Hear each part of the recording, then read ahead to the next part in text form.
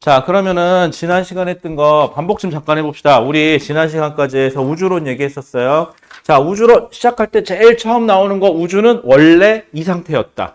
정적 우주론이죠. 정적 우주론 누가 얘기했다고요? 정적 우주론은 아인슈타인이죠. 그래서 처음에 여러분들 책에 3페이지 보면은 정적 우주론 나와요. 정적 우주론 있고 이거랑 반대로 팽창 우주론이 있다. 팽창 우주론 얘기한 사람은 누구다? 거기 나온 것처럼 프리드만이다. 딴 건 몰라도 프리드만 이름은 외우셔야 돼요. 거기 오른쪽에 있어요. 오른쪽에 3페이지 오른쪽에 보면 플러스 강의라고 써놓은데 정리돼 있어요. 자, 그 다음에 팽창 우주론이 받아들여졌죠? 그 이유는 바로 뭐 때문이다? 허블 법칙 때문이다. 자, 그런데 허블 법칙이 뭔지는 정확하게는 안 배웠어요. 허블 법칙이라는 게 있더라. 근데 이놈의 허블 법칙은 우주가 팽창해야지만 설명이 가능하다. 자, 그리고 다시 팽창 우주론은 다시 둘로 나뉘죠. 우리가 지금 배우고 있는 빅뱅 우주론과 그 다음에 정상 우주론. 여기서 구분하시라고 얘기했죠. 이건 정적 우주론이고 이건 정상 우주론이에요. 자, 둘 다 우주는 어떻게 된다? 커지고 있다, 팽창한다. 자, 빅뱅 우주론을 얘기한 사람은 누구다? 거기 나온 것처럼 제일 유명한 가모프. 가모 혹은 가모프라고 책에 되어 있을 거고요. 정상 우주론에 대해서 얘기한 사람은 거기 나온 것처럼 누구죠? 호일이죠. 자, 그럼 정상 우주론이나 빅뱅 우주론이나 둘 다 커진다. 자, 그런데 차이점은 뭐죠? 정상 우주론은 커지긴 커지는데 물질이 그 상태에서 어떻게 된다? 새롭게 생성된다. 그래서 질량이 늘어난다. 그래서 커지니까 부피도 커지는데 질량도 같이 커져서 밀도에는 변화가 있다, 없다? 없다. 좋은 점. 밀도가 안 바뀐다가 좋은 점이 아니라 새로운 물질이 생성된다. 얘기해서 뭘 얘기하기 좋다? 별의 탄생을 이야기하기엔 좋다. 자, 빅뱅 우주론. 빅뱅 우주론은 우주가 커진다. 하지만 물질은 새롭게 생성된다, 안 된다? 안 된다. 총 질량에는 변화가 있다, 없다? 없다. 고로 밀도는 감소한다. 그래서 밀도가 감소해서 제일 중요한 거. 우주의 온도는 점점점 식어간다. 여기는 우주의 온도는 그대로다. 그럼 얘가 제일 문제가 되는 건 뭐죠? 발산, 멀어지는 개념이다 보니까는 어디서 물질이 새롭게 생성되지도 않고 그렇기 때문에 뭐에 대한 얘기는 하기가 좀 힘들다. 별의 생성에 대한 얘기는 하기 힘들다. 그래서 결론부터 얘기하면 뒤에서 보면 우주 배경 복사 얘기 나오죠. 우주 배경 복사에서 3켈빈으로 거의 균일한데 그런데 부분적으로 온도가 좀 높은 곳이 있어서 거기서 뭐에 이야기를 하기 좋다? 별의 생성을 이야기하기가 좋다. 이런 얘기 했었을 거예요. 자, 그럼 빅뱅 우주론 증거는 뭐가 있느냐? 수소와 헬륨의 질량비. 수소와 헬륨의 질량비가 몇 대 몇이다? 3대 1이다. 이거 하나 있었고 우주 배경 복사가 몇 켈빈으로 현재 측정되고 있다? 3켈빈으로. 그 다음에 우주 모든 방향으로 라는 표현이 나와야 되겠죠. 자, 좋습니다. 자, 그러면 빅뱅 우주론이 받아들여졌던 중요한 것 중에 하나가 뭘 얘기하기가 좋다? 물질의 생성을 이야기하기가 좋다. 자, 태초의 물질은 에너지 상태였다. 에너지, 고에너지. 자, 그런데 얘가 뭐가 되고 기본 입자가 된다. 기본 입자는 여러분들 뭐하고 뭐 배우죠? 우리 쿼크하고 전자 배우죠? 자, 쿼크하고 전자가 있고 쿼크와 쿼크끼리 결합해서 뭐가 만들어진다? 양성자하고 중성자가 만들어진다. 처음에는 몇 대 몇? 1대 1. 자, 양성자는 참고로 쿼크에는 총 몇 종류가 있다? 6종류가 있다. 근데 그 중에 우리는 나머지는 다 필요 없고 뭐하고 뭐만 신경 쓰자? 위 쿼크하고 업, 다운 쿼크하고 D 요 두 개만 신경 쓰자. 그래서 위 쿼크 두 개에 다운 쿼크 하나가 결합하면 얘가 뭐가 되고 플러스 1이 돼서 양성자가 되고 업 쿼크 하나에다가 다운 쿼크 두 개가 결합하면 뭐가 되고 0이 돼서 뭐가 된다? 중성자가 된다. 그런데 문제는 처음에는 1대 1이었는데 중성자가 질량이 좀 더 크다 보니 열을 방출하는 중성자가 양성자로 바뀌는 과정이 계속 지속되더라. 그래서 양성자 대 중성자의 개수가 몇 대 몇? 7대 1이 될 때까지 바뀌더라. 그런데 우주의 온도가 식어가니까 중성자가 양성자로 다 바뀌는 게 아니라 중성자 몇 개랑 두 개랑 양성자 몇 개랑 두 개가 결합해서 드디어 뭐가 만들어지더라? 수소와 헬륨의 원자 핵이 만들어지더라. 플러스, 우리가 2 플러스 이렇게 표현하는 게 맞겠죠. 원자 핵이니까. 그래서 개수비가 몇 대 몇이 되더라? 12대 1이 되더라. 그래서 질량비는 3대 1이 되더라. 이때까지가 빅뱅은 몇 분? 약 3분이더라. 여기까지죠. 그리고 나서 시간이 한참 걸려서 그럼 이때 뭐가 만들어졌다? 3분에서는 수소 원자 핵 안 돼요. 헬륨 원자 핵이 만들어졌다고 해야 돼요. 왜냐하면 양성자가 하나 있을 때 이미 수소 원자 핵은 존재한 거기 때문에 서술형으로 이때 헬륨 원자 핵이 만들어졌어요 라고 해야지 수소 원자 핵과 헬륨 원자 핵이 만들어졌어요도 안 돼. 헬륨 원자 핵이 만들어졌어요만 돼. 그건 감점 요인이에요. 자, 그 다음에 질량비는 3대 1이고 이 3대 1이 현재까지 유지되더라. 자, 그 다음에 시간이 한참 지나서 38만 년.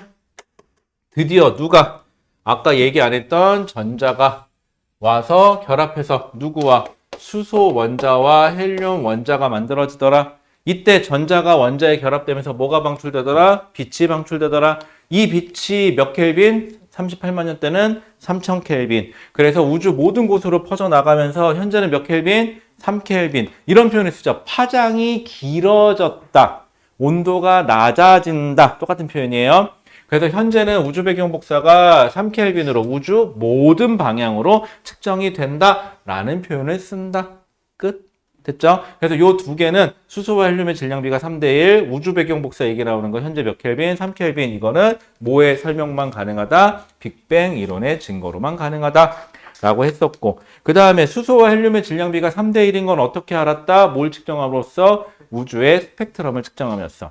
그래서 스펙트럼의 선의 위치 가지고 어떤 원소인지를 알아내고 선의 굵기를 통해서 이 원소가 얼마나 많은지 적은지를 알아냈다. 그래서 만약에 서술형으로 쓰라 그러면은 선 스펙트럼의 위치로 수소와 헬륨이 있다는 걸 찾아냈고 선의 굵기를 통해서 수소와 헬륨의 질량비가 3대 1인 걸 찾아냈어요 라는 표현을 쓰면 됩니다. 나머지는 문제 풀면서 하면 되시고요. 자, 여기까지 얘기했었고 그 다음에 문제 쭉 풀었었고 그 다음에 그런데 이렇게까지만 얘기를 하니까 문제 잘 나와요. 빅뱅 이론 갖고는 설명하면 우주의 물질 중에 뭐만 수소와 헬륨까지 만들어진 거는 설명할 수 있지만 자, 근데 참고로 수소보다는 헬륨이 무거운 원소예요. 이거보다 더 무거운 원소에 대한 설명은 빅뱅 이론 갖고는 된다, 안 된다? 안 된다. 그래서 뭐의 얘기를 하자? 별의 탄생을 이야기하기 시작했다. 자, 그래서 처음에 15페이지에는 제일 처음에 우주, 지구, 사람에서 어떤 원소가 있어요 라고 무거운 원소들이 존재해요 라는 얘기를 통해서 빅뱅 이론 가지고는 안 된다. 더 많은 뭔가가 있어야 된다. 그래서 여러분들에게 별의 탄생을 이야기해야 돼요 하는 뭔가 당위성을 주장했다 라고 생각하시면 좋겠죠. 자, 그 다음에 B, 지구와 생명체를 구성하는 원소의 생성, 즉 수소와 헬륨 말고도 무거운 원소의 생성 이런 표현이 되겠죠. 여러분들이 맞다. 이제 중등에서 고등으로 넘어가면서 하지 말아야 할 거, 중등에서 고등으로 넘어가면서 제일 힘든 과정이 뭐냐면요. 중학교 때는요. 눈치 빠른 애들이 시험을 잘 봐요. 눈치 빠른 애들이 시험을 잘 볼 수밖에 없어요. 왜? 문제는 뻔해요. 그러니까 눈치 빠른 애가 시험을 잘 봐요. 그런데 고등과정부터는요. 눈치 빠른 애들이 오히려 손해봐요. 왜냐하면 문제를 딱 보자마자 그거 하고 문제를 풀 거거든. 근데 고등과정부터는 문제가 살짝 꼬이기 시작해요. 그래서 출제자가 의도하는 게 뭔지가 살짝 감춰지기 시작해요. 그래서 여러분들이 통합과학 문제만 풀어봐도 출제자 의도가 명확한 거, 쉬운 거는 괜찮은데 출제자 의도가 조금만 가려져도 여러분들이 이게 뭘 말하는 거지? 이 생각도 안 해. 그냥 자기 생각대로 그냥 풀어. 그리고는 맨날 답이 없대. 그죠? 그리고는 또 물어볼 때 마치 안 배운 것처럼 물어봐요. 용어를 다른 용어로 이렇게 돌려서 물어볼 거야. 그러면 저 그런 거 배운 적 없는데요 라는 얘기를 또 해요. 그런데 막상 문제를 자세하게 해석해 보면 이거 그거 물어봤구나 이게 돼야 돼. 그러니까 문제를 좀 꼼꼼히 읽어보셔야 돼요. 그래서 우스갯소리로 여러분들 지금 1학년이니까 통합과학 이런데 괜찮은데 고3들은 만약에 저한테 수업 들으러 딱 오잖아요. 그럼 나는 물리나 지구과학을 가리키거든요. 화학 내지는. 그러면 딱 처음에 물어봤을 때 너 물리 잘해? 이렇게 물어보는 게 아니라 물리 수강생인데 너 국어 잘해? 이렇게 물어봐요. 그리고 국어 몇 점이야? 몇 등급이야? 라고 물어봐요. 국어만 물어봐요. 유일하게. 나머지는 잘 안 물어봐요. 그래서 국어가 잘 되는 애들은 얘는 꼭 조금만 하면 성적이 나오겠다. 근데 국어가 안 되는 애들은 뭐부터 시키냐면 물리부터 시키지 않아요. 예를 들어서 물리면은. 뭐부터 해요? 문제 해석부터 시켜요. 여러분들도 문제 해석이 먼저예요. 그러니까 천천히 푸세요. 자, 그래서 별의 탄생. 자, 별의 탄생. 처음에 우주 공간에는 뭐밖에 없어요? 수소와 헬륨밖에 없는데 대부분 다 뭐예요? 수소죠. 그냥 수소라고 할게요. 지금부터는 우주 공간에 떠다니는 수소들이 모여서 뭘 만들죠? 처음에는 가스 구름을 만들어요. 이 가스 구름들이 모이다 보니까 중력이 생겨서 더 모이죠. 그러면은 빛을 내는 성운이 만들어져요. 온도가 올라가서 스스로 이제 빛을 내기 시작해요. 그런데도 아직 구름이에요. 별 구름이에요. 자, 이게 더 모이면은 뭐가 만들어져요? 원시별이 만들어져요. 하지만 원시별은 중심부의 온도가 높아졌어요. 하지만 별이라는 칭호를 붙이지는 않아요. 중심부에 뭐가 없기 때문에 수소 핵융합이 아직 없기 때문에. 그럼 수소 핵융합이 있기 전까지는 원시별 단계까지예요. 그런 다음에 온도가 더 올라가서 드디어 몇 켈빈? 거기 보면 책에 써 있죠. 10,000, 10만, 100만, 10,000만, 1000만 켈빈까지 올라갈 때까지. 근데 1000만 켈빈이라는 건 잘 안 물어보니까 그냥 겁나 높은 거라고 생각하시면 돼요. 1000만 켈빈까지 갈 때까지 중심부의 온도가 올라가면 드디어 뭐가 만들어져요? 수소가 헬륨으로 바뀌는 핵융합. 앞에 거 이름 따면 돼요. 수소가 헬륨으로 바뀌었죠. 수소가 헬륨으로 바뀌었으면 이거 무슨 핵융합이라 그러냐? 수소 핵융합이라고 하면 돼요. 자, 그래서 수소 핵융합이 일어나고 이때부터는 뭐라고 부르자? 이때부터는 별. 이 단계를 무슨 단계라고 한다? 주계열성 단계라고 한다. 여기까지만 알고 계시면 되고, 별의 대부분은 무슨 단계에 머물러 있다? 주계열성 단계에 머물러 있다. 주계열성 단계에서는 여러분들 배우는 건 딱 하나밖에 없죠. 별의 중심에서 수소 핵융합이 일어나서 바깥으로 미는 압력이 생기고, 근데 중력 때문에 밖에서 안으로 미는 힘이 생기고, 근데 이게 둘이 어떻다? 같다. 평형을 이룬다. 그래서 안정된 상태를 유지한다 라는 표현을 씁니다. 괜찮죠? 자, 그리고는 다시 별은요, 질량이 라는 표현이 나오면서 우리가 아는 별 중에 질량이 태양 정도이네. 질량이 태양 정도이네. 혹은 태양의 10배나 20배 정도 되는 애로 나눠요. 그래서 질량이 큰 주계열성과 질량이 작은 주계열성으로 나눕니다. 자, 질량이 작은 주계열성은 뭐라고 쓴 거야? 내가 써놓고도 뭐라고 썼는지 모르겠어요. 태양.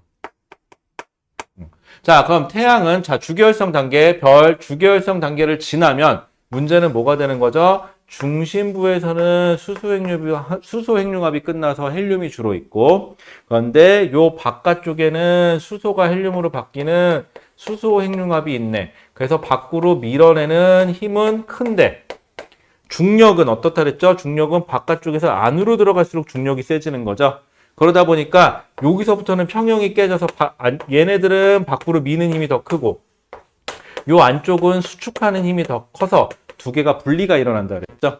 그래서 중심부는 좀 더 수축해버리고, 중심부는 계속 수축해요. 지금부터 계속 중심부는 수축해서 온도가 올라가서 헬륨이 다른 핵융합을 일으키기 시작하겠죠. 그래서 헬륨 핵융합 등이 일어나서 탄소나 질소까지 만들고 혹은 산소까지 만든다는 표현을 쓰고, 바깥 부분은 어떻게 되죠? 바깥 부분은 수소 핵융합에 의해서 밖으로 미는 압력 때문에 밖으로 팽창해버려요.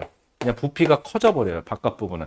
안쪽하고 바깥쪽하고 분리가 일어나면서, 바깥쪽은 근데 우리가 보는 건 겉에서 보는 거죠. 그래서 큰 별이다 그래갖고 거성이라는데, 그 중에서도 무슨 거성? 붉은색을 띠는 거성이다 그래갖고 적색 거성이라고 부르고. 자, 그런데 바깥 부분은 계속 팽창하다 보면 우리 풍선 터지듯이 흐지부지 터져버리겠죠. 그래서 바깥으로 이렇게 쭉 흩어져 나가버리면은 행성상 성운이 된다라는 표현을 쓰고, 안쪽은 계속 수축해서 탄소나 질소까지 만들고는 더 이상 뭘 만들어요? 안 만들어요? 안 만드는데, 근데 중력 수축은 계속 있었죠. 하지만 더 이상 온도는 못 올라가고 저 상태에서 머뭅니다. 그래서 쬐끄만 별이 돼서 외성이라는 표현을 쓰고, 흰색을 띈다 해서 백색 외성이 돼요 라는 표현을 써요. 자, 그럼 얘는 어떻게 되느냐? 얘도 똑같아요. 바깥 부분에 수소 핵융합이 일어나서 팽창해요. 바깥 부분은. 근데 무지막지하게 커지겠죠, 얘보다. 그래서 얘보다 초월적으로 많이 크다 그랬고 초거성이라고 불러요. 중심부는 계속 수축해요. 그런데 알맹이가 얘보다는 크겠죠, 아무래도 중심부가. 그래서 계속 수축해서 온도가 쭉쭉쭉쭉 올라가서 다음 핵융합, 다음 핵융합, 다음 핵융합이 일어나서 중심부에는 최대 목까지 만들어진다. 무거운 원소가 철까지 만들어진다.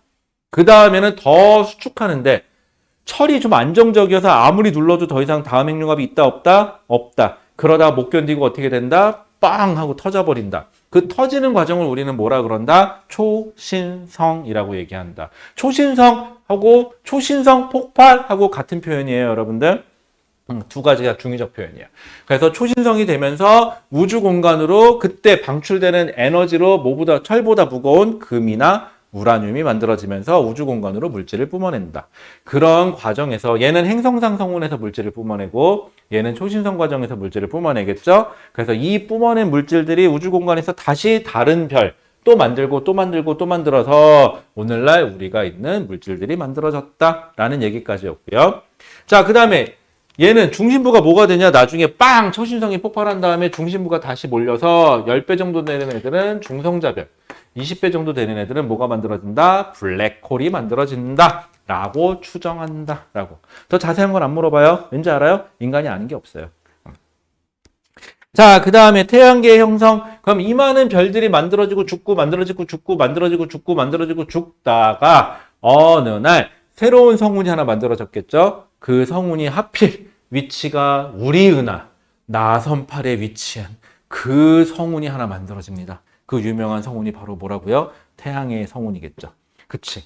그래서 태양의 성운이 그 성운이 중심부는 태양이 되고 바깥 부분에 잔재물들이 좀 이런 표현하기 좀 그렇다. 찌끄러기들이 모여서 행성을 만들어졌다. 그래서 우리가 살고 있는 이 행성을 만들었다라고 해서 이런 것들을 우리는 성운설이라고 한다까지 얘기를 했었고요. 그 다음에 거기 지구, 태양 만들어지는 얘기 쭉 나와 있으니까 쭉 한번 보시면 될 거고, 그래서 지구까지 만들어진 얘기 나왔었고. 자, 그 다음에 여기는 그렇게 잘 안 틀리는데 하나만 기억하세요. 자, 성운이 회전하죠. 성운이 회전하면서 납작해지면서 원반 모양이 만들어진다는 표현했어요. 그런데 우리 착각하지 마세요. 피자 같은 걸 돌리면 위아래는 납작해지고 양옆이 옆으로 퍼지죠. 그러다 보니까 우리는 양옆으로 퍼지니까는 위아래는 납작해지고 양옆으로는 넓어진다라는 생각을 하는데 여기서 말하는 성운은 중력만 받는 거니까 회전하면서 위아래로 더 많이 수축하고 양쪽도 수축이에요. 여러분들 여기선 커지는 개념이 절대 없어요. 무조건 수축인데 그냥 위아래가 더 많이 수축했다라는 정도만 알고 계시면 돼요. 그래서 지구형 행성, 목성형 행성 얘기했었고요. 그 다음에 지구에서는요. 처음에는 그냥 원반부에서 물질들이 덕지덕지 붙으니까 그때는 그냥 아무렇게나 붙어 있으니까 모양도 불규칙하고 밀도도 지 멋대로 있으니까 밀도가 오히려 균일하다라는 표현을 써요. 그런데 얘네들이 중력에 의해서 모이면서 충돌하면서 열받아서 뜨거워져서 전체적으로 마그마의 바다가 형성이 되면서 모양이 동그래지고 중심부로 무거운 애들이 몰리기 시작하고 중력 때문에 그러면서 밀도가 큰 애는 중심에 그래서 뭘 만들고 핵을 만들고 바깥 부분으로 밀려나간 애들은 뭘 만들고 지각을 만들겠죠. 그래서 멘틀이 되겠죠. 그래서 멘틀과 핵이 분리됐다라는 표현을 쓰면서 전체적으로 밀도가 불균일해졌다라는 표현을 써요. 그리고 핵이 만들어지면서 여러분들 뭘 만들어야 돼요? 지구 자기장을 만들어야 돼요. 지구 자기장을 만들어서 생명체가 살려면 두 개의 막이 필요하다 그랬죠. 하나는 자기장막. 그때 만들어졌고 나머지 하나가 생명체가 바다의 속에서 만들어지면서 광합성을 하면서 산소가 오존층을 만들어서 뭘 막아줬다? 자외선을 막아줬다. 그래서 이 자외선을 막음으로써 드디어 바다가 아닌 육지에 생명체가 진출할 수 있었다라는 표현을 씁니다. 보통 고생대가 돼요. 이렇게 되면은. 그래서 그 표현까지 있다는 거. 그래서 문제는 이런 거 잘 내니까 그거 조금 신경 좀 써주시고. 그래서 여러분들 지난 시간에 70페이지까지 겁나 많아, 이씨. 그치? 70페이지까지 푸는 게 숙제였어요. 많았지, 좀. 괜찮았어? 할만했어요?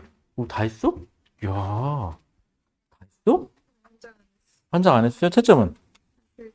8회까지는 다 했고, 오케이. 여기는, 오케이. 핑계 있죠, 아직? 아직 안 했어, 그치? 하자. 천천히 하면 되고, 다 했어요? 우리 박 구경해봐도 돼? 에이, 다 못했네. 요것 좀 이따 마저 끝내자. 하자, 하자. 그 다음에, 한민이 다 안 했지? 어디까지 했어요? 오, 많이 했네. 오늘 가급적 끝내자. 오늘 끝내도록 하고요. 자, 그 다음에 지구과학 파트는 문제를 풀면, 이게 앞에 지구과학 파트예요. 지구과학 파트는 문제를 풀면 알겠지만은, 배운 거 선을 넘어가진 않아요. 그런데 문제를 풀다 보면, 아, 이게 뭘 물어보는 거지? 하고 뭘 물어보는지를 모르겠어요. 그럴 때는 문제를 계속 읽으면서 얘가 무슨 말을 하고 싶은지를 꼭 찾으셔야 됩니다, 여러분들.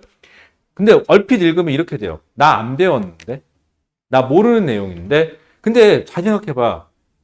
그냥 문제를 딱 보자마자 내가 모른다, 나 안 배웠다라고 선언을 해버리는 그 순간 마음속에서 나는 더 이상 풀 생각이 없다야. 근데 문제는 안 풀어도 돼. 안 풀어도 되는데 이게 문제가 하나 있어. 이게 시험을 본다는 거야, 이제는. 시험을 보는데 여러분들 중학교 때까지는 등급 괜찮아. 못 봐도 돼. A, B, C, D 뭐 A, B 뭐 맞아도 돼. 어지간하면 뭐 그렇게 지장 없어요. 그렇죠? 사는데 크게 지장이 없거든. 근데 고등과정부터는 시험을 보면은 등급이 나가. 등급이 나가는데 이게 인생을 살면서 좀 피곤해. 인생을 살면서 좀 피곤해져. 그러니까 등급은 잘 맞아야 되는데 의외로 시험을 보잖아요. 어려운 걸 틀려서 등급이 갈리는 게 아니라 쉬운 걸 틀려서 등급이 갈리니까 쉬운 문제부터 좀 푸시고 정확하게 푸셔야 돼요. 그 다음에 어려운 문제는 우리끼리 하는 얘기지만 고삐리가 뭐 내봤자 뭐 얼마나 어렵게 내겠어, 그치? 그것도 우주론에서. 그러면 말만 어렵게 베베베 꼬아놓을 거라고 보나마나. 그럼 나중에는 이게 과학이야 국어야 싶을 정도로 말장난으로 낚여요. 그러니까 문제를 천천히 꼼꼼하게 읽어보세요. 그리고 제가 숙제 낼 때 이거 다 못했다고, 아마 저랑 수업해 보신 분들 알겠지만 제가 숙제 다 못했다고 뭐라고 잘 안 해요. 물론 여러분들 바빠요. 바쁜 거 다 이해하고. 그런데 내가 숙제를 다 못해도 뭐라고 안 하는 이유가 빨리 많이 보여지고 식으로 하지 말고 한 문제라도 천천히 제대로 좀 풀으시라고. 아셨죠? 그래서 많이 못한 거 갖고 뭐라고 안 해요. 그리고 이따가 그 1시간 동안 또 질문 받을 테니까 그때 계속 질문 좀 해주시고, 그리고 전반적으로 똑같은 질문이 계속 나온다. 그런 건 아예 다시 풀어드릴게요. 자, 그럼 오늘은 일단은 지난 시간에 71페이지 원소들의 주기성에 대해서 이야기했었어요.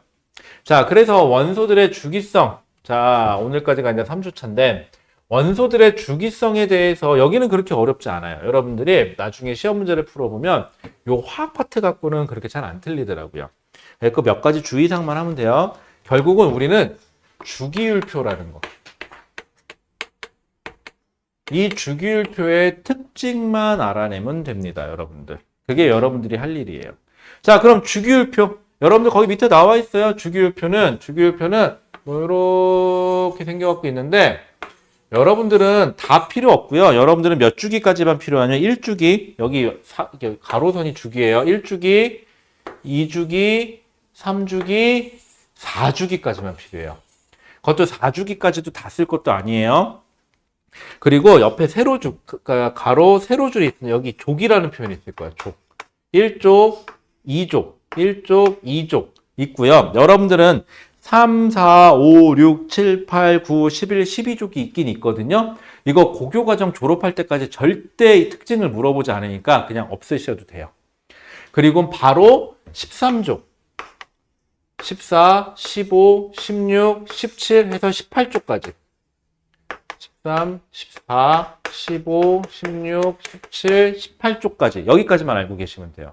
그러니까 여러분들은 그래서 특징을 볼 때는 4주기 2족까지. 여기까지 딱 하면 원자 번호가 20번일 거예요. 그래서 여러분들은 원자 번호 20번에 대한 특징만 물어보고요. 그러면 나머지 원소들은 이거 말고 20번 넘어가는 원소들은 그냥 약간 이벤트적으로 몇 개 나오는 것뿐이 없거든요. 그런 건 그때그때 이제 특징만 알고 계시면 되는 거지 주기율표상의 특징을 물어보진 않아요. 절대로. 자, 주기율표 이렇게 생겼어요. 자, 그럼 주기율표는 거기 보시면은 제일 먼저 거기 이름 3개가 나오는데 그 중에 여러분들은 하나만 기억할게요. 멘델레예프. 멘델레예프라는 이름이 나와요. 멘델레예프는 오늘날에 우리가 사용하는 주기율표를 제시했다. 그래서 멘델레예프는 주기와 족으로 구분했고 그 당시에 알려진 원소들을 주기와 족에 맞춰서 분포했다. 그리고 그 당시에 알려지지 않은 것들은 과감하게 빈칸으로 놔뒀다.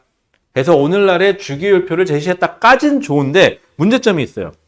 이 멘델레예프까지는 거기 보시면 원소들을 원자량이라는 표현이 나와요. 원자량. 자, 예를 들어 볼게요. 우리 헬륨. 헬륨은 원소기호로 대문자 H에 소문자 E라고 써요. 그리고 왼쪽 하단에 E라고 써 있거든요. 숫자가. 얘는 양성자가 몇 개로 되어 있다? 2개로 되어 있다. 양성자가 2개니까 원자 번호 몇 번이다? 2번이다. 그러면 오늘날의 주기율표는 원자 번호로 되어 있어요. 즉 원자 보니까 이건 양성자 수예요. 그래서 오늘날의 주기율표는 양성자 수로 되어 있다. 하지만 멘델레예프까지는 뭘로 되어 있다? 원자량 기준으로 되어 있다. 그래서 원자량은 여기다 써놔요. 여기다가. 참고로 헬륨은 4예요. 원자량이. 얘는 양성자 2개와 알고 있으니까 쓸게요. 중성자 2개로 원자핵이 구성되어 있기 때문에 질량수를 4로 봅니다. 자, 그러면 원자량은 바로 뭘 얘기하는 거다? 이 질량수를 말하는 거예요. 그러니까 처음에는 주기율표상에서 원자량 순으로 배치를 하다 보니까 원자량이 같은데 원자 번호가 다른 애들이 있을 수 있어요. 이런 애들을 구분했다 못했다? 못했다. 그리고 원자량 기준으로 하다 보니까 이렇게 생각해봐. 오늘날에 왜 원자 번호 기준으로 하겠어요? 원자량으로 했더니 뭐가 안 맞아요. 그래서 오늘날에는 원자 번호 순으로 하고 있죠. 그래서 멘델레예프까지는 원자량 기준이다.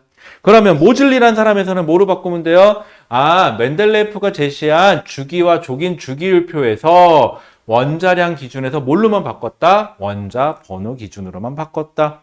그러면 멘델레예프라는 사람이 못해서 못한 게 아니라 저 당시 기술로서는 원자 번호를, 즉 양성자의 개수를 알 수가 있었다 없었다? 없었기 때문이다. 그게 다예요. 별거 없잖아, 여러분들. 아니, 기술이 안 되는 걸 어떻게 해? 한번 생각해봐요, 여러분들. 저 어렸을 때. 스마트폰. 와, 이건 혁명이야, 혁명. 내가 한번 얘기해볼까? 예전에 연구실에 있을 때. 자, 뭐 실험하러 가요. 그러면 가방에 노트북 넣어요.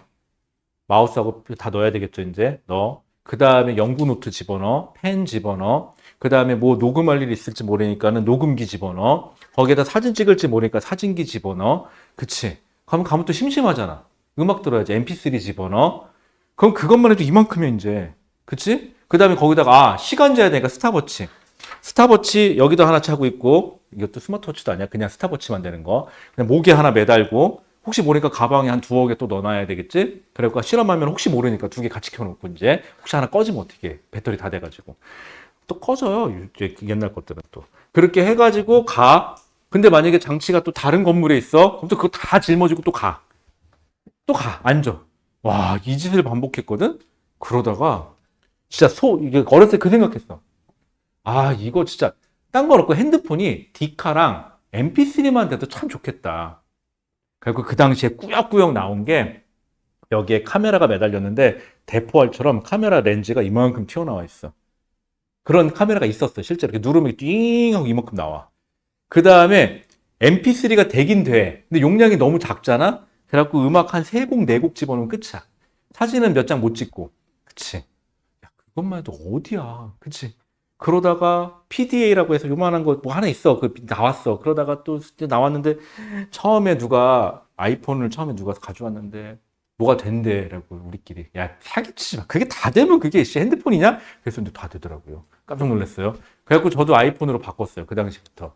그러다가 뭔가 좀 안 맞아서 갤럭시로 넘어갔는데 갤럭시로 넘어가서 쫙 썼는데 갤럭시 괜찮아? 근데 이 감성이 없어. 그치? 이 아이폰만에 그게 없더라고. 그래갖고 아이패드를 사면서 아이폰으로 바꿨죠. 그러면서 이것도 바꿨고요. 그러면서 하여튼 노트북도 하나 좀 바꾸고 싶더라고요. 그리고 맥북으로 하나 바꿨고요. 그러다가 보니까는 이제는 뭐가 좀 탐나냐? 그 귀에 꽂는 거 있어요. 그랬더니 이렇게 꽂는 게 하나 또 있더라고요. 그것도 하나 사봤죠. 그럼 괜찮더라고요. 그래서 요즘에 뭐에 도전하느냐, 이렇게 큰 건데, 이렇게 모니터까지 이렇게 하나로 일체형으로 붙어 있는 애가 하나 있더라고요. 노트북, 이렇게 데스크탑이죠. 그걸 하나 사볼까 하는데, 솔직히 맥을 안 써요. 그래서 어떻게 할까 고민 중이에요. 어쨌거나. 자, 일부러 농담이에요. 자, 머릿속에 한번 지워봅시다. 멘델레예프는 무슨 기준이다? 원자량 기준이다. 하지만 오늘날의 주기율표인 주기와 족을 제시했다. 하지만 모즐리란 사람에 들어서 드디어 원자 번호 기준으로 바꿨다.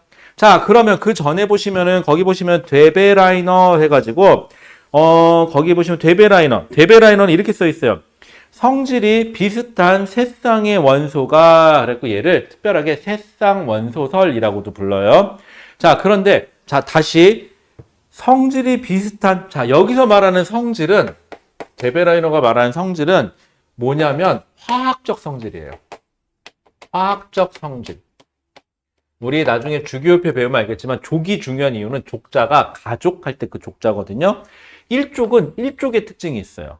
18족은 18족만의 특징이 있고요. 17족은 17족만의 특징이 있어요. 우리는 그래서 1족과 17족에 대한 특징을 뒤에서 배울 거예요. 자, 그럼 같은 족에 있으면 성질이 비슷한데 무슨 성질이 비슷하냐? 화학적 성질이 비슷해요. 그럼 데베라이너가 말하는 새쌍 원소는 자, 안타깝게도 여기 1족이 1족은 족에 포함이 안 돼요. 빼세요. 그러면 얘. 하나, 둘, 세 개가 주기만 2주기, 3주기, 4주기에 쪼로록 있죠. 요렇게 같은 족의 세 개. 화학적 성질이 같은 저 세 개가 무슨 특징이 있더냐면 거기 보면 원자량 사이에 일정한 관계가 있다라고요. 예를 들어 볼게요. 원자량이 예를 들어서 거기 보시면은 여기가 3, 리튬이 3이라고 되어 있고요. 원자량이. 그 다음에 나트륨이 11, 여기가 19 이 정도 되어 있는데 여러분들 3에다가 19 더해요. 3에다가 19 더해보면 얼마죠? 22인가요? 22 반으로 나누면 얼마죠? 11이죠? 아, 그래서 3, 19 가운데 원자량은 11일 거야. 이런 식으로 찾아낸다고. 그래서 원자량 찾는 데 쓴다라고요. 요것만 기억해 주세요. 같은 족의 3개. 자, 그래서 여기까지만 하시면 되고요. 나머지는 여러분들이 알고 있어요. 들어봤으니까 넘어갈게요. 자, 그러면은요. 72페이지 여기까지 지난 시간에 했는데 금속 원소와 비금속이 있고요. 여기 계신 분들한테 금속이 뭐고 비금속이 뭐냐 그러면 아 그거 그냥 있잖아요. 이렇게까지는 얘기할 거예요. 그래서 금속하고 비금속은 구분합니다. 그쵸? 금속인데 자 주기율표상에서 어느 쪽에 존재한다? 왼쪽에 존재해요. 여러분들 책에는 아마 왼쪽과 가운데쯤이다 라고 배우는데 그게 이렇게 해서 그래. 이런 식으로 분포해서 그래요. 자 그런데 여기서 하나 빼야 되죠.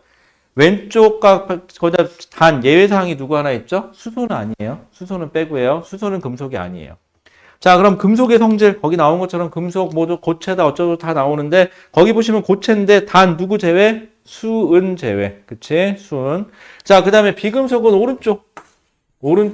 오른쪽에 있는 애들이고 단 거기 보시면 수소는 예외인데 수소는 왼쪽에 있음에도 불구하고 뭘로 들어가요? 비금속으로 들어가요. 그냥 그 정도는 알고 계세요. 제발 수소만 포함시키지 마세요. 이거 통합과학 시간도 마찬가지고 화학 시간도 마찬가지고 수소는 금속이 아니에요. 비금속이에요. 걔만 예외상으로 놓으시면 돼요. 그 다음에 기체 또는 고체였고 단 브로민은 액체다라고 되어 있는데 그건 나중에 할게요. 거기 나와 있는 특징들이 있으니까 잘 보시면 될 것 같아요. 여기까지는 그렇게 어렵지 않아요. 여기까지 얘기했었고요. 자, 그럼 넘어가서 이제 오늘의 얘기 73쪽부터 들어가 볼게요. 73쪽 얘기하면은요. 사실은 거기 얘기하고 나면은 별로 할 게 없어. 뒤에 뭐 원자들의 결합 뭐 이런 거 나오는데 뭐 뒤에 그렇게 뭐 어려울 것도 없고 화학 끝이야. 그렇게 되면은 뒤에. 자, 그러면 뭐 나오느냐? 1쪽인 애들, 여기 1쪽인 애들, 여기 있는 애들의 특징이 있는데 누군 제외하고 제발 1쪽에 누구는 제외하자. 1쪽에 있는 수소는 제외하자. 수소는 무조건 빼세요, 여러분들. 수소를 제외하고 1쪽인 애들을 뭐라 그런다? 금속 중에서도 하필이면 얘를 금속 중에서도 거기 나온 거 뭐라고 써있죠? 알칼리 금속이라고 부른다라고요. 왜 이름이 알칼리 금속이냐면요. 몰라요. 부치새끼한테 가서 얘기하세요. 저한테 얘기하지 마시고. 알칼리 금속이에요. 그 다음에 우리가 해야 될 거는 거기 나온 것처럼 17쪽. 여기. 17쪽에 있는 애들만 하면 돼요. 17쪽에 있는 애들은 금속이 아니에요. 그냥 원소라고 부르는데 앞에 보면 무슨 원소? 할로젠 원소. 그래갖고 여기 보시면 할로젠. 이렇게만 기억하시면 돼요. 나머지는 없어요. 자, 알칼리 금속 주기율표에서 볼게요. 알칼리 금속 주기율표. 어디로 가느냐? 주기율표에 보시면은 71페이지에 주기율표 있어요. 거기 보시면은 1쪽 쭉 보세요.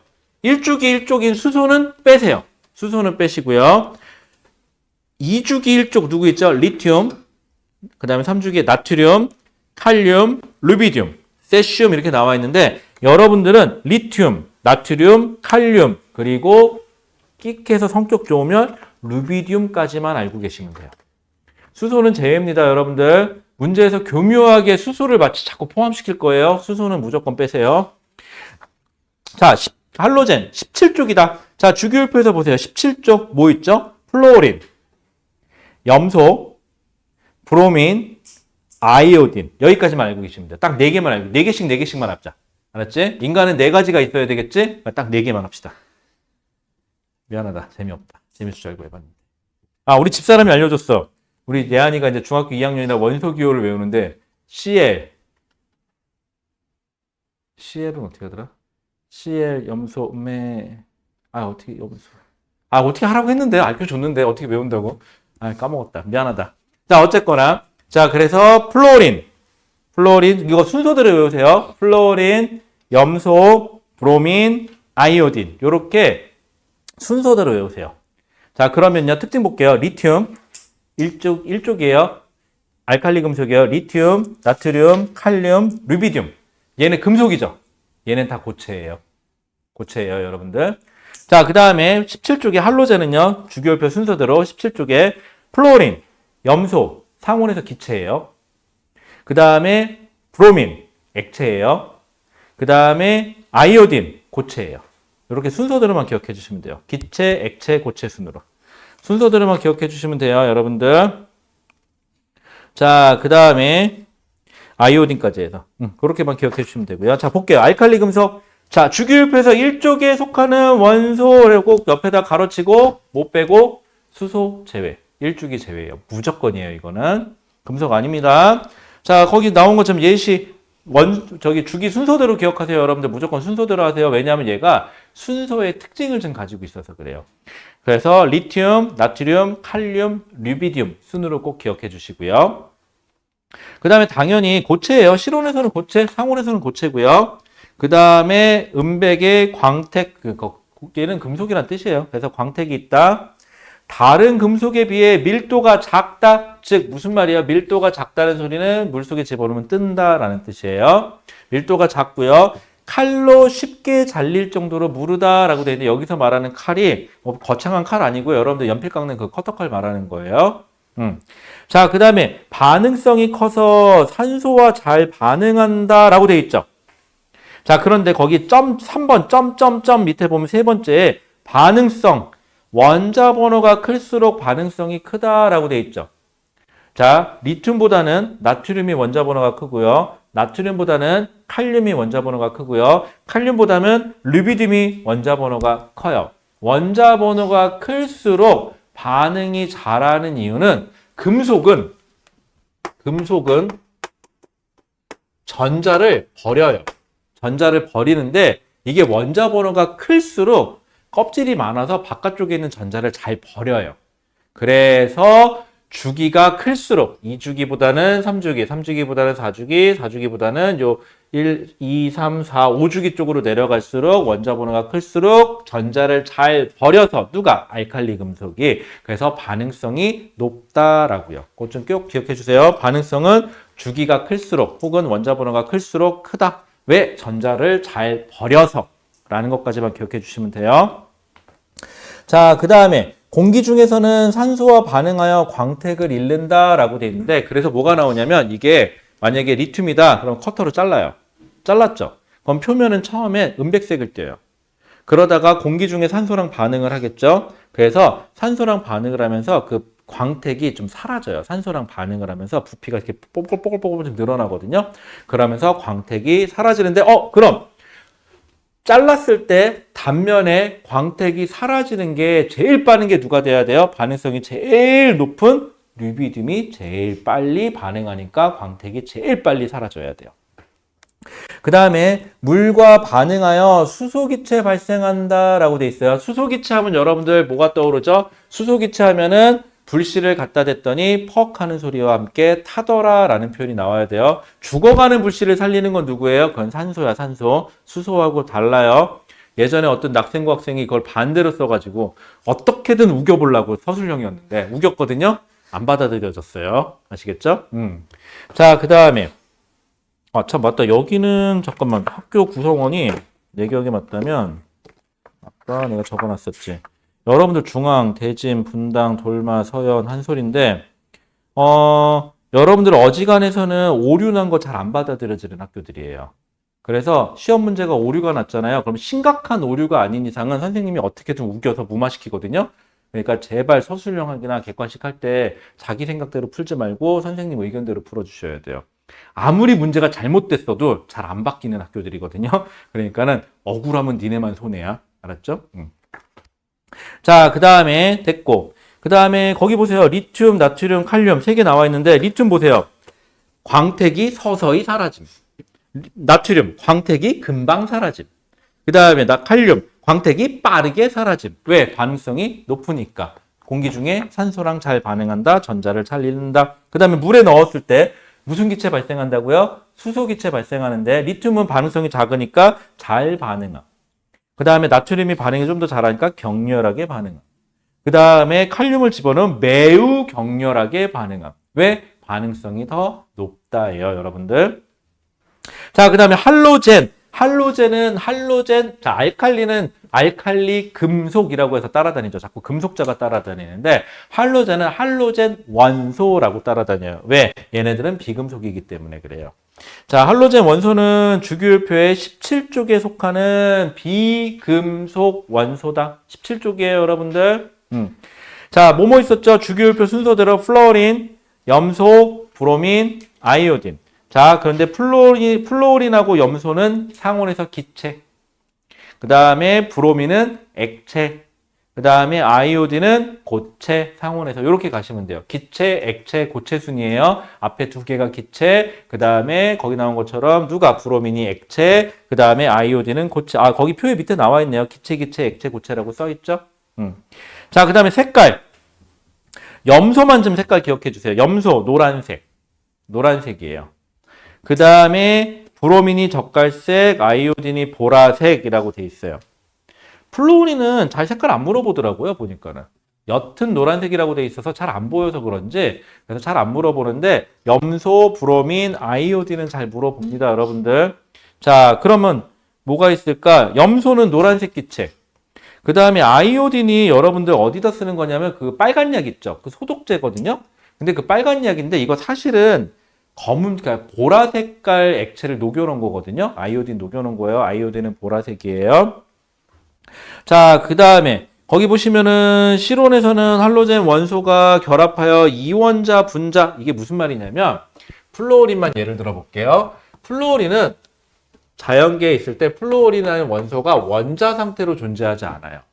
다른 플루오린과 결합을 해서 원자와 원자가 결합해서 플루오린 결합해서 요 한 덩어리를 뭐라고 부르죠? 모양상 구분하니까 분자라고 부르죠. 그래서 분자인데 원자 두 개로 구성이 되어 있어. 그래서 이원자 분자라는 표현을 쓰는 것 뿐입니다, 여러분들. 그래서 플루오린도 이원자 분자. 그래서 써줄 때는 화학식으로 써줄 때는 어떻게 써요? F2. F2래. F2, Cl2 이런 식으로 써줘요. 그래서 이원자 분자라는 거 꼭 좀 기억해 주시고 얘는요. 반응성 보세요. 얘는 원자 번호가 작을수록 반응성이 커요. 자, 그러면 주기율표상에서 보세요. 알칼리 금속은 원자 번호가 클수록 반응성이 컸죠. 얘네는 거꾸로 위로 올라가서 원자 번호가 작을수록 반응성이 더 커요. 자, 그 이유는 알칼리 금속은 전자를 잘 버려야 반응성이 크다 그랬죠. 그런데 할로젠은요, 전자를 잘 가지고 와야 반응성이 높아지는데 껍질이 많으면 전자를 잘 못 갖고 오고요. 껍질이 적으면 원자핵과 가까워서 전자를 잘 가져오는 경향이 있어요. 그래서 주기가 작을수록, 즉 원자 번호가 작을수록 반응성이 크다. 그래서 거기 보시면은 누가 제일 반응성이 크다고 돼 있죠? 플루오린이 반응성이 제일 크다고 돼 있는데 문제는 거기 보시면은 F라고 안 써놓죠. 여기는 F2, Cl2 이렇게 써요. 그러면 알칼리 금속은 그렇게 안 써도 되냐고요? 예, 알칼리 금속은 금속이기 때문에 이원자 분자가 아니기 때문에 그냥 원소기호만 써주시면 되는데 여기는 꼭 쓸 때 이원자 분자로 꼭 써주셔야 돼요. 자연계에 그렇게 존재를 하기 때문에. 자, 그 다음에 얘는 거기 보시면 수소와 반응하여 할로젠화 수소를 만든다라고 있어요. F는 수소랑 결합해서 HF, 그 다음에 Cl은 HCl 이런 식으로 만들거든요. 근데 여러분들 헷갈리지 않은 거 하나 알려줄게요. 얘 보세요. 얘는 HCl, 이거 뭐죠? 이거 산이죠. 이거 염산이에요, 염산. 그러면, 잠깐만. 선생님, 그러면요. 할로젠 원소는 물에 녹으면 수소화된 할로젠 원소를 만들면서 얘네가 산성을 띠나요? 네, 산성을 띠어요, 액체가. 그럼 거꾸로 알칼리 금속은 물에다가 집어넣으면 무슨 기체 발생한다 그랬죠? 수소 기체가 발생하는데 그러면 H2O에서 H가 줄어들면 뭐만 남죠? 여기에는 OH-만 남겠죠? 그래서 염기성을 띠어요, 여기서는. 그래서 알칼리 금속은 물에 집어넣으면 염기성을 띠고 할로젠 원소는 물속에 집어넣으면 뭘로 만들어진다? 산성을 띠게 된다. 그래서 이걸 조금 유식하게 거기 나온 것처럼 할로젠화 수소라고 얘기한다는 거. 꼭 좀 기억 좀 해주세요. 자, 그 다음에 반응성 보세요.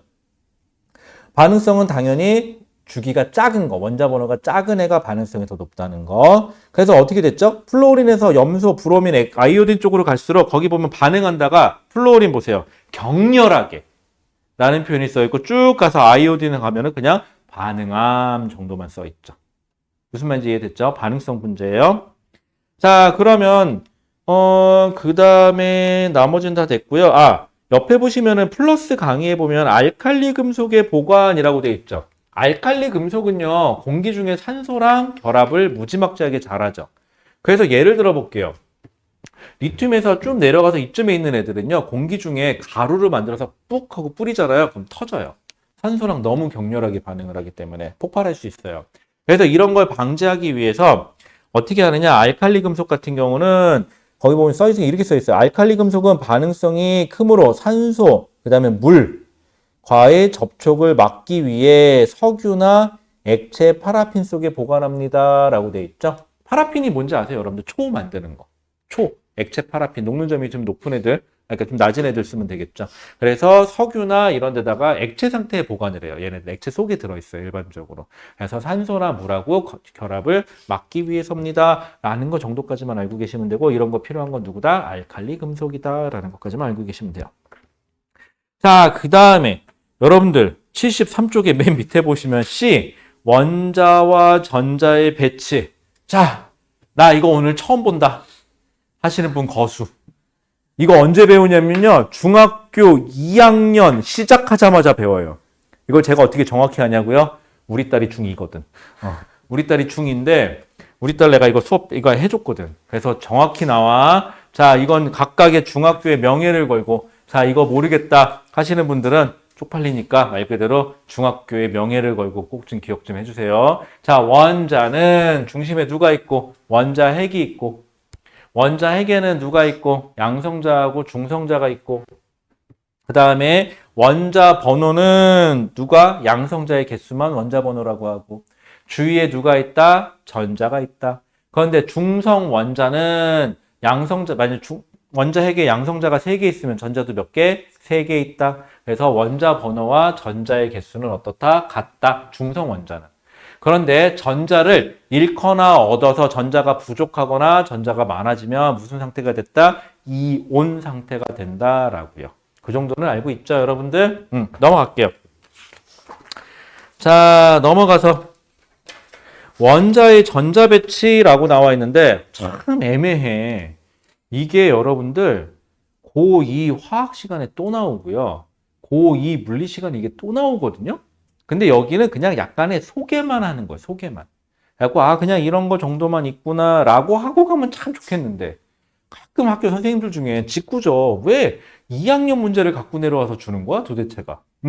그런 경우가 발생을 해요. 그런 걸 대비해서 뒤에 문제 넣어놓은 거에 보면 미안해요. 거기 뭐 내가 는 건 아니야. 기출픽하고 마더청 책에 보면은 설명은 여기엔 이렇게밖에 안 나와 있는데 고2 내용이 나와요. 그래서 혹시 문제 풀다가 모르겠는 거 있으면 저한테 그냥 얘기해 주세요. 같이 풀 테니까. 모르는 게 정상이니까 쫄지 말고. 아시겠죠? 아, 참, 그리고 그 2시간 연속으로 수업을 했더니 되게 피곤해 하더라고요. 그래갖고 중간에 짧게라도 한 5분이라도 잠깐 쉬었다 갈게요. 이따가. 요거까지 하고 잠깐만 쉬었다 갈게요. 자, 원자의 전자 배치. 자, 에너지 준위, 전자 껍질, 원자과 전자. 이게 뭔 소리야, 씨. 그치? 자, 여러분들. 저랑 약속 하나만 합시다. 여러분들은 고1이죠, 이제. 그래서 사실은 인간이 아직까지도 정확하게 원자가 어떻게 생겼는지 몰라요. 원자를 볼 수 있는 기술이 없어요. 인간이 아직까지도. 그래서 원자가 어떻게 생겼냐? 엄밀히 말하면 정확하게 못 봐요. 그냥 어떻게 추정을 하고 있을 뿐이거든요. 뭐 템이랑 이런 전자현미경 갖고 본다고 해도 정확한 모습을 보는 게 아니라 실루엣을 보는 거기 때문에 우리는 원자의 모습을 정확히 몰라요.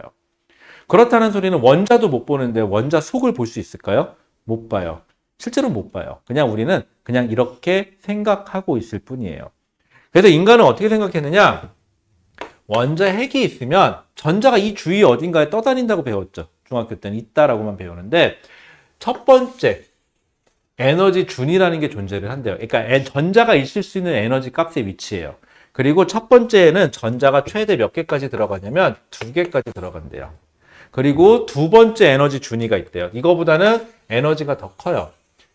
자, 그럼 두 번째 준위에는 전자가 들어가는데 하나, 둘, 셋, 넷, 다섯, 여섯, 일곱, 8개까지 들어간대요. 그래서 첫 번째, 여러분들 주기율표 다시 보시면은요. 주기율표 다시 보시면 71페이지 주기율표 보시면은요. 71페이지 한번 펴보세요. 71페이지 얘들아, 71페이지. 자, 71페이지 표 보시면은 1주기에 누구랑 누구 있죠? 수소와 헬륨이 있죠. 즉, 1주기에는 전자가 최대 몇 개까지 들어가죠? 2개까지 들어가요. 그러니까 1주기는 무슨 뜻이에요? 첫 번째 에너지 준위에만 전자를 가지고 있어요 라는 뜻이에요. 2주기에는 누가 있죠? 2주기에는 불러볼게요. 리튬, 베릴륨, 그 다음에 뭐 붕소, 그 다음에 탄소, 질소, 산소, 플루오린, 그 다음에 네온 해서 총 몇 개죠? 8개죠. 그래서 전자를 총 하나, 둘, 셋, 넷, 다섯, 여섯, 일곱, 하나, 둘, 셋, 넷, 다섯, 여섯, 일곱, 8개를 가지고 있다는 뜻이에요. 그럼 세 번째 주기에는 세 번째 껍질까지 존재를 하고요. 세 번째 껍질에도 전자가 총 몇 개가 들어가느냐? 8개가 들어간대요. 그래서 3주기에도 보세요. 나트륨, 마그네슘, 알루미늄, 규소, 인, 황, 염소, 아르곤 해갖고 총 8개가 들어가요. 그 다음에 네 번째 껍질부터는 뭐가 많죠. 그래서 네 번째 껍질은 안 그려요. 네 번째 껍질까지는 안 그려요. 그래서 거기까지만 배우는 거예요. 우리가 원자번호를 그래서 20번까지 배워요. 그래서 다시 돌아가서 자, 전자가 있을 수 있는 거 여기를 에너지 준이라 그래요. 에너지 준위는 에너지예요. 에너지. 그러면 첫 번째 에너지 준위보다는 두 번째가 에너지가 더 높은 상태고요. 두 번째보다는 세 번째가 에너지가 더 높은 상태다. 근데 이렇게 해도 되고요. 저 에너지 준위가 있는 전자들을 그냥 껍질에 전자가 있다라고 해서 얘는 첫 번째 껍질, 두 번째 껍질, 세 번째 껍질이라는 표현을 쓰기도 해요. 그래서 첫 번째 껍질엔 전자가 최대 2개, 두 번째, 세 번째 껍질에는 전자가 최대 각각 8개씩 들어가요 라는 표현을 쓰긴 합니다. 자, 그래서 에너지 준위는 원자핵 주위에 돌고 있는 전자가 갖는 특정한 에너지 값. 그 다음에 전자 껍질은 원자핵 주위에 전자가 돌고 있는 특정한 에너지 준위의 궤도. 자, 여기까지 에너지 값을 에너지 준위, 이 궤도를 에너지 껍질, 뭐 이런 표현을 쓰는 것 뿐이에요. 그 다음에 원자가 전자가 뭐냐? 원자가 전자는 최고 바깥쪽 껍질에 있는 전자의 개수를 말해요. 예를 들어 볼게요. 주기율표상에서 우리 알고 있는 거 뭘까? 마그네슘 한번 해볼까요? 마그네슘. 거기 74페이지에 나와 있어요. 몇 주기? 마그네슘 3주기. 몇 쪽? 2족이라고 돼 있죠. 그러면 3주기니까 껍질이 하나, 둘, 세 번째. 첫 번째 껍질은 전자가 2개가 차 있고요. 두 번째 껍질에 8개, 세 번째 껍질까지 존재를 하고요. 그 다음에 족이 몇 족이죠? 2족이죠. 그러면 최대 전자 바깥쪽에 몇 개가 있다? 하나, 2개까지 있다. 그러면 몇 개예요? 2개, 8개, 10개, 12개죠, 전자가. 그러면은 마그네슘은 원자번호 몇 번이다? 12번이다가 돼야 되고요. 그 다음에 가장 바깥쪽 껍질에 전자가 몇 개 있죠? 2개 있죠. 그래서 얘를 원자가 전자가 2개, 2예요 라는 표현을 써요. 원자가 전자는 가장 바깥쪽 껍질에 있는 전자의 개수를 말합니다. 그리고 여러분들은 어지간하면 이렇게 바닥부터 전자를 채웠죠. 제일 아래쪽부터. 이거를 바닥 상태의 전자 배치라고 하긴 하거든요. 들뜬 상태는 여기 있는 애들이 바깥쪽으로 이렇게 나온 걸 들뜬 상태라고 하는데 고1은 어지간하면 들뜬 상태는 다루지 않아요. 그러니까 들뜬 상태는 혹시 미친 척하고 나오면 그때 고민하자. 왜? 아니 생각해봐. 여자친구가 하나도 없는데 왜 여자친구가 둘이 있을 걸 고민해? 한 명도 없는데. 그치? 맞잖아. 여자친구 갑자기 널 2명이 좋아한다면 어떻게 할까? 걱정하지 마. 한 명도 없잖아. 알았지? 뭐 이거랑 똑같은 거예요. 아, 선배들한테 물어봤어. 신발. 신발 원래 실내 안 신는데. 실내 안 신고 사물함에 보면은 사물함이 이렇게 위에 약간 큰 공간, 밑에 작은 공간이 있대. 그래서 그 밑에 공간에 신발을 넣어놓으면 된대. 그래서 실내화 갈아 신을 수 있고요. 근데 대부분 애들은 잘 안 갈아 신나 봐. 그렇다더라고요. 얘네 학교는 실내화를 안 신어가지고 그냥 학교 안에까지 신발을 신고 들어간다 그러고, 그 다음에 혹시 자기네 학교에 대해서 궁금한 거 있으면요, 이런 거 있잖아. 옆에 있는 애한테 물어보자니 저 새끼도 아는 게 없는 것 같고, 그렇다고 2학년 선배나 3학년 선배한테 물어보자니 아는 사람이 없고, 그렇다고 또 막상 친한 척하고 물어보자니 그렇게 친한 척 하고 싶지도 않고, 그런 거 있으면요, 궁금한 거 있으면 저한테 물어보세요. 여기 각 학교 선배들이 있으니까 물어봐 줄게요. 그 다음에 또 물어봤던 게 서영고 학생도 물어봤어. 서영고도 실내화를 안 신는데. 실내화를 안 신고 그냥 신발 신고 들어간다는 것 같은데? 그래갖고 학교가 개판이라는데, 비 오는 날은? 학교가 그냥 아주 그냥 진흙탕 바닥이래, 그냥 바닥이. 그리고 니네인가? 서현인가? 어디는 청소를 교실은 학생들이 한다 그러네? 복도는 선생님들이 해주고. 어떤 선생님이 하는지 모르겠대. 무슨 선생님이 한대. 어쨌거나. 아까 궁금한 거 있으면 물어봐요. 괜찮으니까. 그 다음에 됐고. 그 다음에 원자과 전자는 가장 바깥쪽 껍질에 있는 전자의 개수를 말한다. 라고까지만 알고 계세요. 원래 정의는 이게 아니에요. 원래 정의는 이게 아니라 다른 정의가 있는데, 원자과 전자는 그냥 가장 바깥쪽 껍질의 전자의 개수를 말한다까지만 해주시고요. 하나만 기억해 주세요. 만약인데, 세 번째 껍질의 전자가 하나, 둘, 셋, 넷, 다섯, 여섯, 일곱, 8개까지 찰 수 있죠. 8개가 꽉 찼어요. 그러면 원자과 전자가 몇이니? 그럼 가장 바깥쪽 껍질의 전자가 8개 있으니까 8이에요. 이렇게 얘기하면 좋겠는데, 꽉 찼을 때는 0이에요. 라고만 해주시면 돼요. 원자과 전자는. 그것만 주의사항이에요. 원래 정의는 이렇게가 아니어서 그래요. 근데 여러분들은 그것까지 몰라도 좋고, 원자과 전자는 그냥 가장 바깥쪽에 있는 전자의 개수를 말하고, 꽉 찼을 때만 그냥 0이라고 부른다. 첫 번째 껍질에 2개가 차도 0.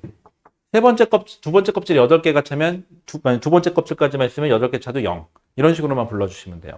원래 정의는, 원자과 전자는 가장 바깥쪽 껍질에 있는 전자의 개수가 아니라 가장 바깥쪽 껍질의 전자 중에서 화학 반응에 참여할 수 있는 전자의 개수를 말하기 때문에, 꽉 찼을 때는 화학 반응을 하지 않기 때문에 원자과 전자는 0이라는 표현을 쓰는 게 정석이에요. 원래 정의는 그래요.